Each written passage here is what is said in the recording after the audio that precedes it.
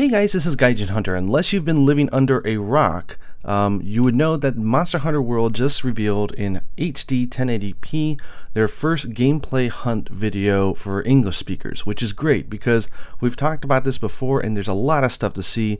And what's really great is they showed off a lot of stuff that you don't see in the Japanese version of their live gameplay. So watch both. I have a video on the Japanese one.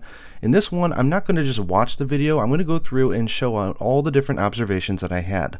A lot of these are really minute and you probably need to be familiar with the series to understand most of them, but I think it's pretty cool nonetheless. Please note that I am going to do some jump edits here just to go to the sections that I want to note, so do go on the Monster Hunter channel and check out the actual full video if you haven't seen it already. Hello everyone, and welcome to an early look at Monster Hunter World coming to PlayStation 4 and Xbox One, early 2018, with PC to follow. Now the first observation here, and this is an obvious one, is Sox, the EU community manager for Monster Hunter, has a lovely voice. I actually had the pleasure of meeting him back in E3 just a month ago, and he's just as fun online as he is in real life. Go ahead and follow him on Twitter if you haven't already. Today we have a special look at gameplay for you, so let's jump right in.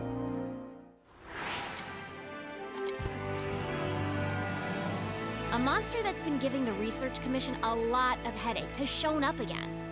Okay, don't misunderstand me. I think that having practical outfits for the guild gals is great, because she is the guild marm for this game, but there's nothing really interesting or distinctive about her. There's nothing, like her hair's no different, her voice isn't that different, her outfit doesn't have anything that's special about it to distinguish her from just another old rank 1 hunter, so I hope they do something to brush her up. We don't know exactly what the monster looks like, only that it sent dozens of hunters back in bad shape.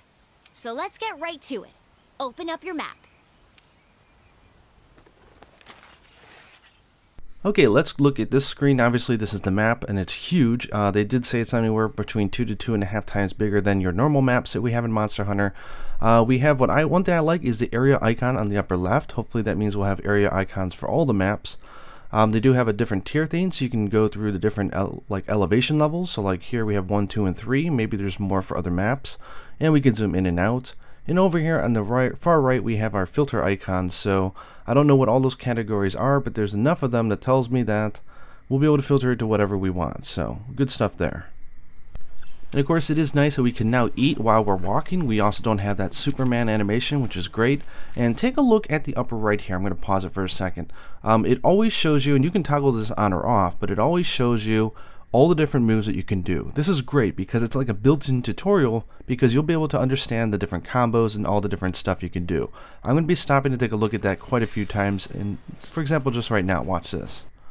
As he jumps, we see that it changes to the mid-air charge slash. So sort of like the aerial style in Generations, you're going to be able to charge your attack when you jump off of stuff. So jump off really high and you can do like a level 2 or 3. Or you might be able to just do like a level 1 if it's a small little jump like this. Also look on the left hand side of the screen, you'll see there's the herb icon.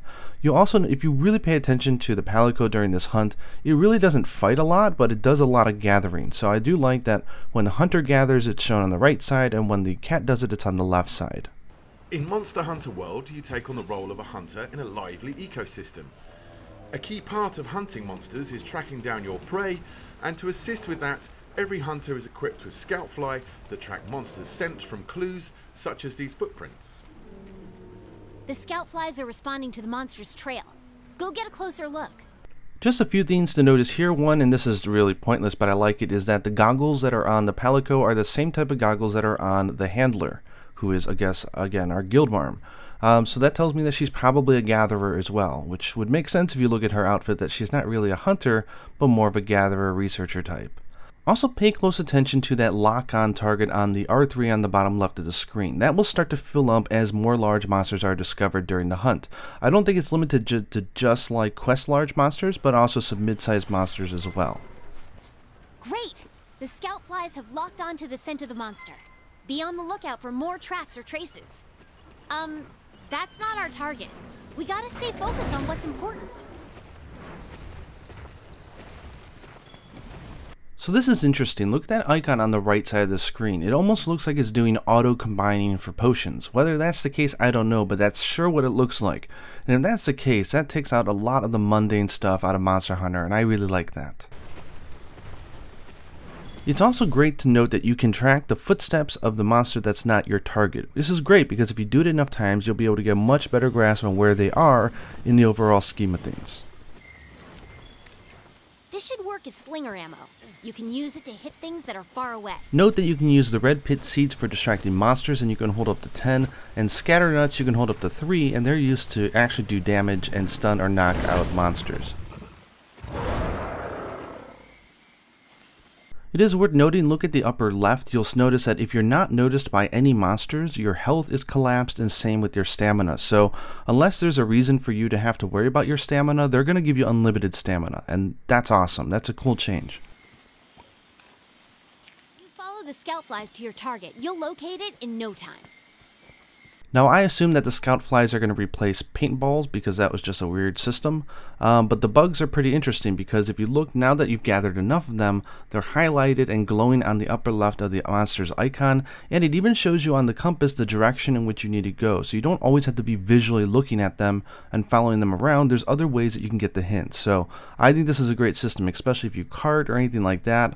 A large map like this, you do not want to be looking for the monster again.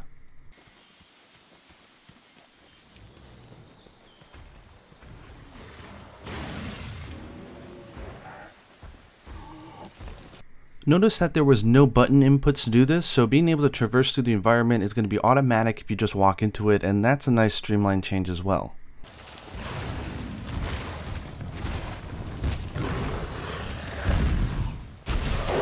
Dodge its attacks. Don't forget, you can guard too.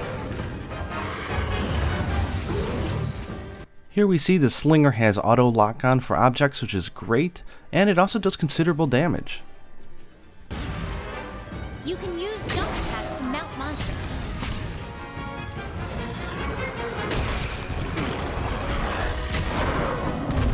Okay, it's down. Now's your chance to get in there and tear it up. The great sword is a powerful close-range weapon.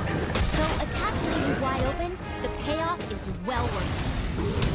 So that section was really important. Look at the upper right, we have all the basic moves that we've always had for Great Sword. You can press obviously the triangle and circle to do the behind the back rising slash, hold down for charge slash, or do the wide slash with just the circle button, and evade using X.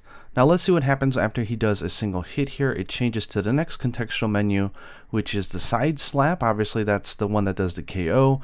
We can do a rising slash, a wide slash, or we can hold back on the left analog stick and hold down to do a strong charge slash. So this is Great Sword as you know and you love it. Now when he goes into the strong slash, he can either release it to do the attack, or he can cancel out of it with the tackle, which is that really cool sort of sidestep maneuver that we've seen in some of the demos here. Now he chooses to do the strong charge slash, and then after that he gets an option for yet another type of charge, which is brand new, called the true charge slash, and this is the one that ends in the awesome somersault. So let's see that whole section back one more time. Now's your chance to get in there and tear it up. The great sword is a powerful close-range weapon. Hitboxes are super detailed in this game, so that true slash only did 9 damage because he only clipped the chin. Yikes. Attacks leave you wide open, the payoff is well worth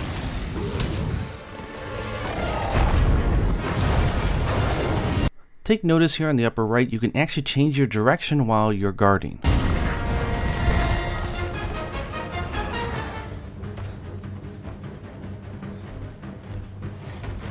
Now as he comes across this sort of like pile of like maybe flintstone or rubble, he gets the option to do the Slinger torch. I don't know whether or not this is an attack or it's something where you can sort of light a torch in case you want to go through a cave or what, but I'm interested to find out.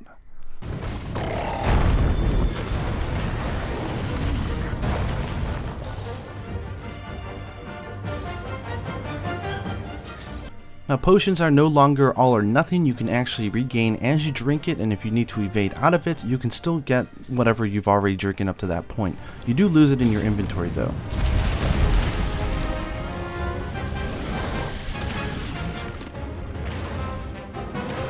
Now when Anjanath gets upset, it gains the ability to use fire, which it makes sense because later when you look at the armor, it's got high fire resistance, it's most weak to water, but also slightly weak to ice.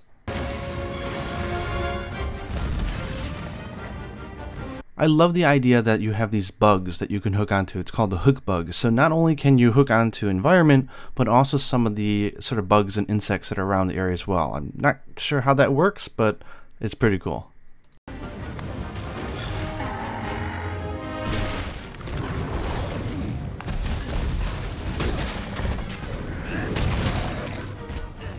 Now that was cool. Let's see that all again. He runs up the environment, is able to jump off of it, then do the mid-air charge slash. That is so cool. You can actually do that in the games right now, but it's a little bit more complicated.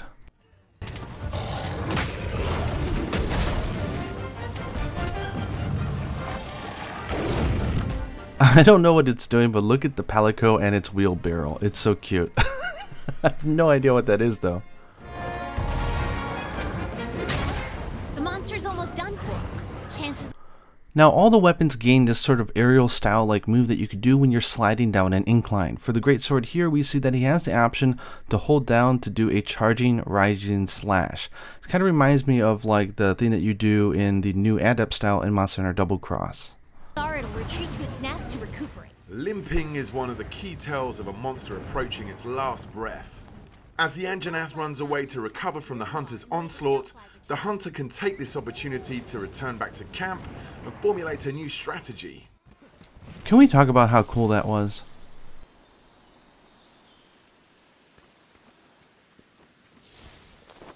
You can change your weapons and armor here. Make sure you're always prepped and ready for what comes next. Okay, so there is a lot to talk about here. So not only can you change your weapon and your outfit mid-hunt, which is amazing. They did mention the Japanese playthrough that you can talk to the quest girl and take on new subquests or something like that. But they said they'll give daters at a later time. We also see here that they're going back to the buffed numbers, like not the true attack value, which is dumb. I don't like it, but you know what, whatever. It's a personal preference, I guess. But you'll see here that stuff like the Great Sword is 480 attack, the Dual Blaze is 140, the Gun Lance is 230, and the Heavy Bowgun is 150. Those are all identical. It's 100 attack. They're just inflating the numbers so that newcomers can get a better grasp on what will naturally hit for more damage. Again, controversial system. I love that they got rid of it in Generations, but they're going back to it, so we'll just have to deal with our cheat sheets again. But is probably one of the best news ever for the series, in my opinion, is that they're getting rid of Gunner outfits and Blade Master outfits, which was like the hurdle of why most Blade Masters never tried Gunner stuff and vice versa, because they didn't want to make the same gear all over again. So you now have the same armor, and the way that they've balanced it is that if you look up here at the weapon type bonus, Blade Master weapons, you take less physical damage. And for the Gunner weapons, which you'll see in a second here, they take less elemental damage. Now, doesn't matter what the monster or the attack is, physical damage is always like 2 to 3 times more powerful. So the fact that you get reduced physical damage basically means that it's going to end up being the same, where a gunner takes like double the damage of a Blade Master, because obviously they're fighting from a ranged distance. This was a very clever way to allow hunters to use just one piece of armor, but still keep that divide where gunners are not just almighty. Interesting enough, we see a preview window with a play movie, so that'll be interesting. Maybe we can see what the weapon looks like and stuff like that. For the final strike, our hunter has traded the Great Sword for a Heavy Bowgun. I also really love how they've changed the armor skills. We don't know all the information, but judging on what we see here in the menus as he equips and unequips, and also the UI here, take something like Attack Boost. It's got 7 possible tiers or levels. The cool idea is that every time, at least in the past games, you'd have to have had like 10 points in a certain skill to even get a bonus. If you only had 9 points, you got nothing and stuff like that. It really discouraged mixing sets and stuff like that, because each piece of armor really didn't have any skills unless you paired it with other ones with similar skills. But now, just by equipping this one piece with a level 1 attack boost, he gets +4 true attack power. Obviously, if you do the math, there's 7 of them. That's a possible +21, which is really similar to the +20, which is attack up large in the series. So I love this idea that they're allowing you, they're still capping it, but they're allowing you to get bonuses for each individual piece instead of having to collect the entire set. In Monster Hunter World, you craft weapons and armor from materials gathered from your fallen prey, serving a grisly reminder of past battles, whilst giving you attributes related to that monster. I love that you can equip 2 mantles and that the mantles are a cooldown thing, so it's not an item that you have to keep buying and stuff like that, because that's really annoying. A lot of you have been asking what that second icon is, and I think my best guess is that this is a Vigor Wasp spray. Vigor Wasp, which we'll see later in the hunt, if you spray to attract it, or even the Palico that he has here has that ability where he can sort of lure one in.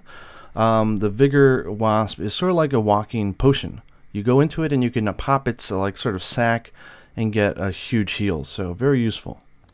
Here we can see the fearsome Anjanath armor. On the left you'll see the Vigor Wasp spray, and that's from this Palico, so my guess is that the hunter has one as well.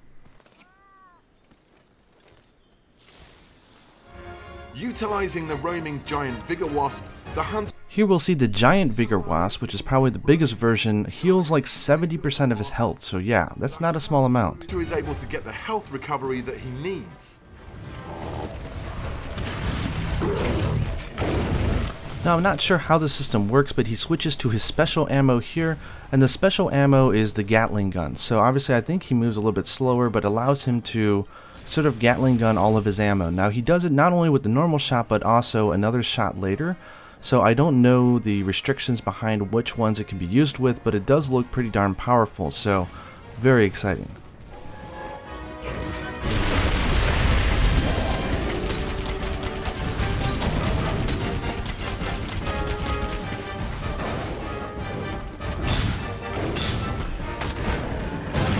And there it is! Quest complete and a job well done. Alright, you completed the quest! Congrats! Now we can harvest precious materials from the monsters and use those to gear up for our next challenge. Anyways, I'm sure there's a lot more of hidden goodies inside this video, but it is a work in progress, so I don't want to dissect it too much because any of this stuff could change before the final product, but that was a pretty cool demo. Again, check out the Japanese one. It was very different, I think, how it played out, even though they were trying to script it, and it showed some stuff that this one didn't also. I hope you guys enjoyed this video and my thoughts. Let me know down in comments what I missed. Like, let me know all the cool stuff that you guys spotted and stuff that you're excited about. And until next time, happy hunting.